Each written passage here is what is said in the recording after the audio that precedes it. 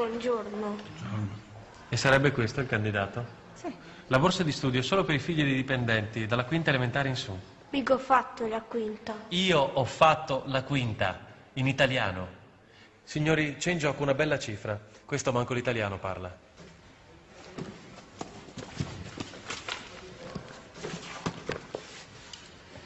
Hai solo un minuto per impararlo.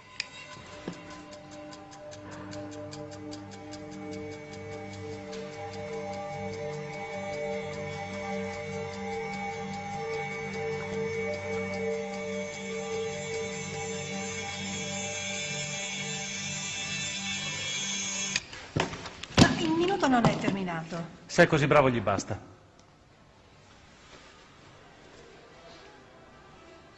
Vergine Madre, figlia del tuo figlio, umile ed alta, più che creatura, termine fisso ed eterno consiglio.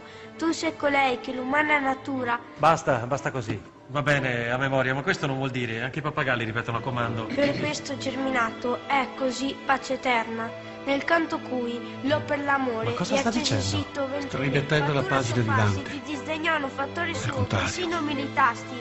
Natura è l'umana che colei sei tu. Da dove vieni, ragazzino? Miss Veneto.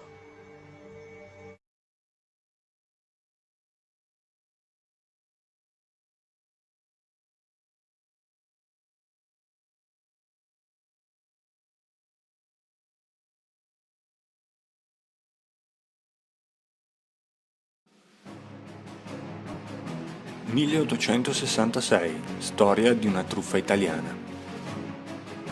L'annessione del Veneto al Regno d'Italia avviene tramite il referendum del 21 e 22 ottobre 1866.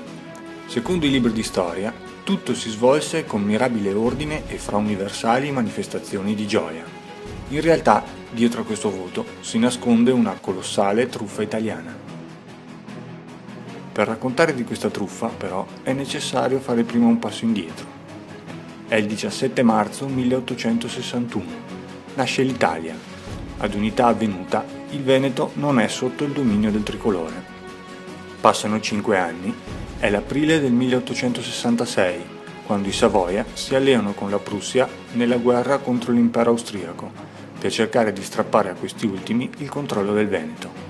L'Italia viene sconfitta per terra e per mare. A Custozza, dove tra le fila dell'esercito austriaco combattono un gran numero di soldati veneti, e a Lissa, dove la marina veneto-austriaca affonda le navi corazzate italiane. La Prussia ha comunque la meglio sull'Austria, che è costretta a chiedere l'armistizio. Non essendo però stata sconfitta direttamente dall'Italia, l'Austria cede il Veneto alla Francia, che ha un ruolo di mediazione nelle trattative di pace. Affida poi il compito alla Francia di consegnare il Veneto all'Italia solamente sotto il consenso delle popolazioni debitamente consultate. Questo è un passaggio fondamentale. Al popolo veneto viene riconosciuto il diritto, a livello internazionale, di decidere del proprio futuro attraverso un voto popolare da tenersi il 21 e 22 ottobre. A questo punto la truffa italiana va in scena. È il 19 ottobre, quando la Francia cede il Veneto nelle mani di 3 notabili chiamati a rappresentare il popolo veneto. Questi 3 notabili sono in realtà 3 persone di fiducia del Regno d'Italia, piazzati lì attraverso intimidazioni e imbrogli compiuti nei confronti dei candidati imparziali e meritevoli, come ammette nelle sue memorie lo stesso generale Revel, commissario italiano incaricato della gestione del referendum. Di fatto, 2 giorni prima del voto, il Veneto è già in mano ai Savoia e la bandiera italiana viene issata in piazza San Marco. 21 e 22 ottobre 1866. Il voto al referendum non è segreto. Ci sono 2 urne e 2 schede diverse per il sì e per il no. I votanti sono schedati con nome e cognome su 2 registri diversi in base al loro voto.